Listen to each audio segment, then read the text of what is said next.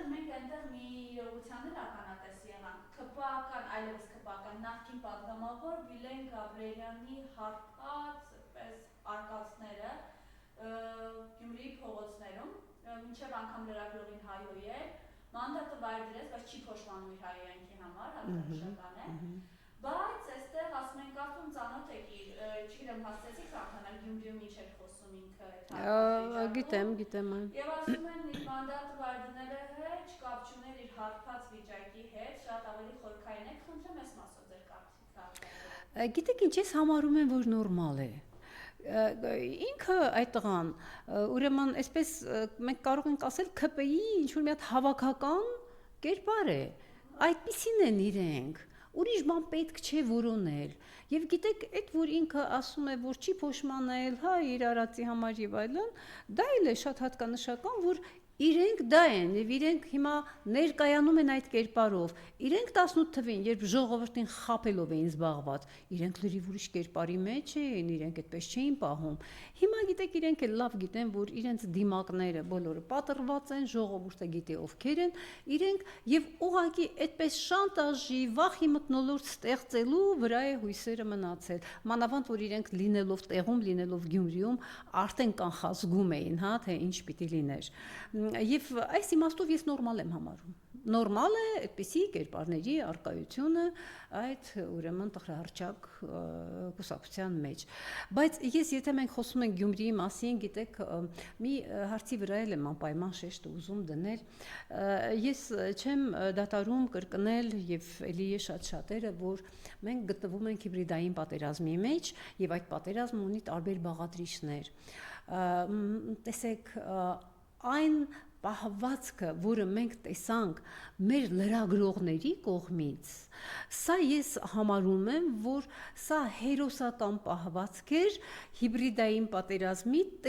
տեղեկատվական բաղադրիչի սահմաններում, որովհետև սա շատ կարևոր էր, իրենք կռիվ էին տալիս, իրենք մարտի էին բռնված տեղեկատվական դաշտում եւ իրենք կարողացան ուրեմն շատ նպատակների հասնել։ Ես նույնիսկ ուզում եմ շնորհակալությունը հայտնել մեր լրագրողներին իրենց հերոսական աշխատանքի համար։ Իհարկե լրագրողների կողքին մենք չմոռանանք վստահված անձանց, այն բոլոր ուժերին, ովքեր ուրեմն վերահսկում էին ընտրությունները, որովհետեւ եթե դա չլիներ, ՔՊ-ն կհաջողեր շատ ավելի ձայներ տանել, քան թե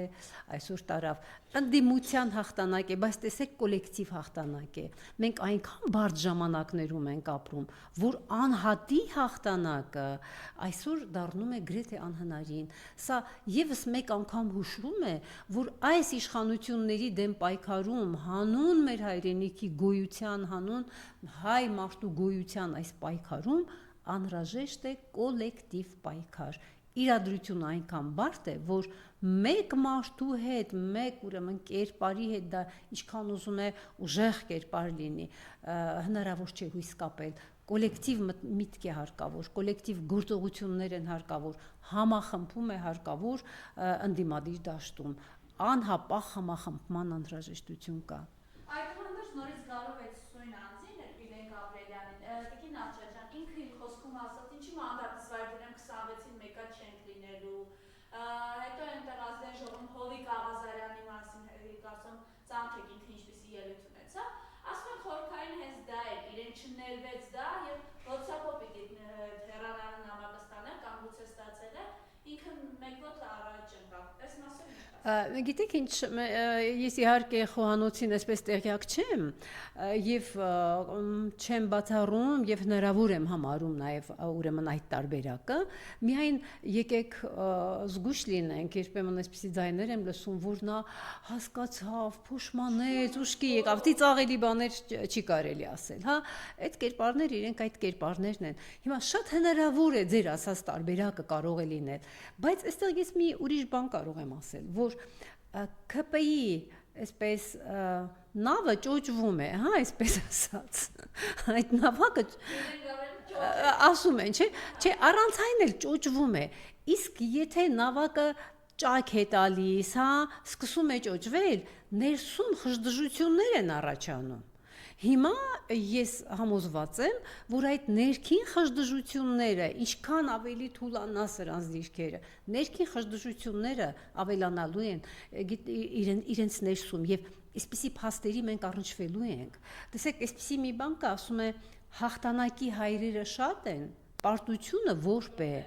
Հենց որ պարտություն է արձանագրվում, մարդիկ ինչ են անում։ Իրար վրա պատասխանատվությունն են, հա, ուղղում։ Այ որ դու սեն չաներ, սեն չէր լինի, հա, պատասխանատվությունը այդ պարտության համար սկսում են դնել ուրիշի վրա։ Հիմա ես կարծում եմ, որ իհարկե իրենք դեռ իրենց լիարժեք պարտված չեն զգում եւ անկեղծ ասած դեռ մենք իրենց լիարժեք պարտության մասին չենք էլ կարող խոսել, բայց որ process-ները ընթացքի մեջ են, որ զայրույթը, զզվանքը այն աստիճան կուտակված են, որ մի փոքրիկ առիթ եւ այդ ամենը կարող է պորտկալ եւ իրենց սրբել տանել, դա փաստ է։ Այսինքն Գաբրիելյանը խառը իրենք ներսից իրար են։ Ներսից, այո, իմ կարծիքով իրենք իրար նկատմամբ ինչ որ հարցեր, ինչ որ հաշիվներ ունեն, որովհետև այն տիպի մարդիկ, ովքեր հավաքվել են այդտեղ,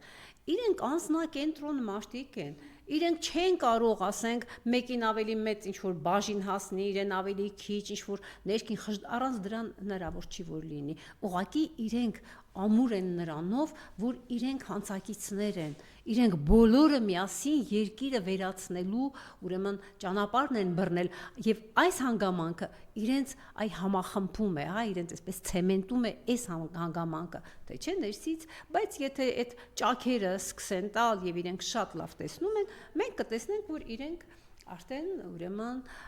իրար նկատմամբ Աստված գիտի ինչեր կառաջանան, ում դուրս կշպրտեն, ում կփորձեն նոր պաշտոններ տալ,